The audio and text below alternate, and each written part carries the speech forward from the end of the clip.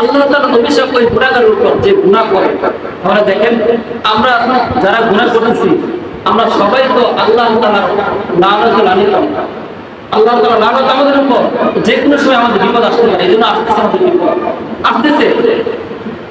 যারা তাদের পিতামাতার উপর লানত করে তাদের উপর আল্লাহ তাআলা লানত। আমাদের সমাজের মধ্যে অনেক এরকম সন্তান আছে না, পিতামাতাকে লানত করে, তো তুমি আমাদের জন্য কি রেখে গেছো?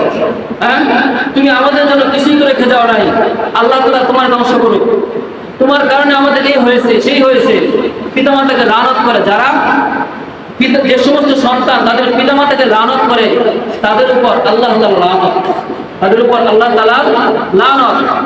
যারা মদ বিক্রি করে, যারা মদ খায়, যারা মদ সেল দেয়, যারা মদ বানায়, যারা মদ আগায়া দেয়, যারা মদ বিক্রি করে তাদের উপর আল্লাহ তাআলা লানত, তাদের উপর আল্লাহ তাআলা লানত। যারা অন্যের জমিনের নিশানা সরাইয়া দখল করে তাদের উপর আল্লাহ তাআলা লানত। দেখেন তো এটা কি আমাদের সমাজে আছে কিনা? 2 ঘন্টা কেনার পরে সে 2.5 ঘন্টা দখল করছে, আধা ঘন্টা কাছে দখল করছে, কাঠটা দখল করে। এই ব্যক্তির উপর আল্লাহ তাআলা লানত, এই ব্যক্তির উপর আল্লাহ তাআলা লানত। হাদিসের মধ্যে আসছে যে ব্যক্তি একটা ডিম চুরি করে অন্যের অগোচরে, ওই ব্যক্তির উপর আল্লাহ তাআলা লানত। হাদিসের মধ্যে আসছে যে ব্যক্তি অন্যের রশি চুরি করে, ওই ব্যক্তির উপর আল্লাহ তাআলা লানত। দেখেন, ডিম তো সাধারণ একটা জিনিস, ডিমের দাম 10 টাকা তো 12 টাকা, এটা রশির দাম 50 থেকে 60 টাকা। এরকম চুর কি আমাদের সমাজে আছে কিনা বলেন? অনেকে অবশ্যই ডিম চুরি করতেছে না? হ্যাঁ, দেখা যাচ্ছে বাড়ির পাশে ডিম পাড়া রাখছে, ডিম নিয়ে এসে চুরি করে এসে, খামারের মধ্যে ডিম পাড়ছে, ডিম চুরি করে নিয়ে এসে করতেছে। অন্যের রশি লাগেছে এক জায়গায়, রশিটা চুরি করে নিয়ে এসে করতেছে। যদি এই সাধারণ 2টা জিনিসের কারণে যদি আল্লাহ তাআলা লানত করে থাকে, এই চুরির উপর যারা হাজার হাজার টাকা অন্যের টাকা আত্মসাৎ করতেছে, অন্যের মাল আত্মসাৎ করতেছে, যারা জাতীয় চোর, যারা সামাজিক চোর, যারা গরু চোর, যারা ছাগল চোর, যারা মুরগি চোর, তাদের উপর আল্লাহ তাআলা লানত কি পরিমাণ হতে পারে একটু খেয়াল করে দেখেন।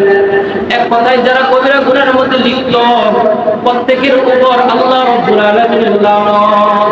এখন মিলান এই হাদিসের সাথে আমাদের জীবনের সাথে মিলান, যে আমরা যে আমলগুলো করতেছি আমাদের প্রতিনিয়তই তো গুনাহ হচ্ছে।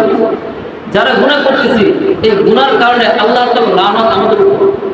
তাহলে আমাদের কি উপর বিপদ আসবে না? তাহলে আসবে, কারণ কারণ উপর আসবে। আমাদের বুকের মধ্যে ব্যথা আসবে না, তো কার বুকে ব্যথা আসবে? আমাদের বেনিস্টক হবে না, তো কার বেনিস্টক হবে? আমাদের উপর বিভিন্ন ধরনের বিপদ আপদ আসবে না, কার উপর আসবে? এই বর্তমান যে চলতেছে গরমের যে তীব্রতা, এই আযাবটা কার পক্ষ থেকে? আল্লাহ তাআলার পক্ষ থেকে দেওয়া হয়েছে। কিসের কারণে? আমাদের গুনার কারণে। আমরা অধিকাংশ মানুষ বেনামাজি, অধিকাংশ মানুষ আল্লাহ তাআলার নাফরমান হয়ে আছে। আল্লাহ তাআলা আমাদের উপর বৃষ্টি দিবে না গরম দিবে? আল্লাহ তাআলা আমাদের উপর তীব্র গরম দিবে না, তাহলে কি দিবে? আল্লাহ তাআলা যে আকাশ থেকে আমাদের গুনার কারণে আগুনের যে বৃষ্টি বর্ষণ করতেছে না, এটা আমাদের জন্য অনেক বড় রহমত, অনেক বড় রহমত। এখন আমি সুস্থ আছি, একটু পরে অসুস্থ হয়ে যেতে পারি। একজন ক্যান্সার রোগী, সে তার জীবনের শেষ স্ট্যাটাস দিয়েছে ফেসবুকের মধ্যে।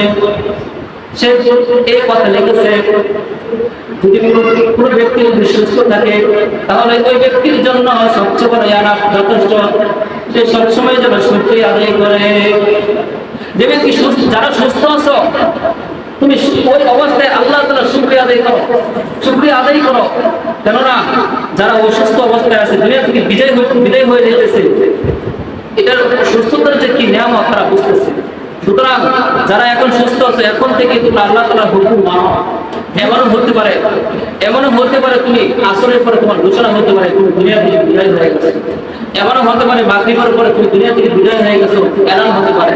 সুতরাং আল্লাহ তাআলা বলছেন, ফাআম্মা মান তাকুলাত মাওয়াজিনু, কাল কিয়ামতের ময়দানে যার মিজানের পাল্লা ভারী হবে, ফাহুয়া ফি আইশাতিন রাদিয়া, সে স্বাচ্ছন্দ্যে জীবনযাপন করবে।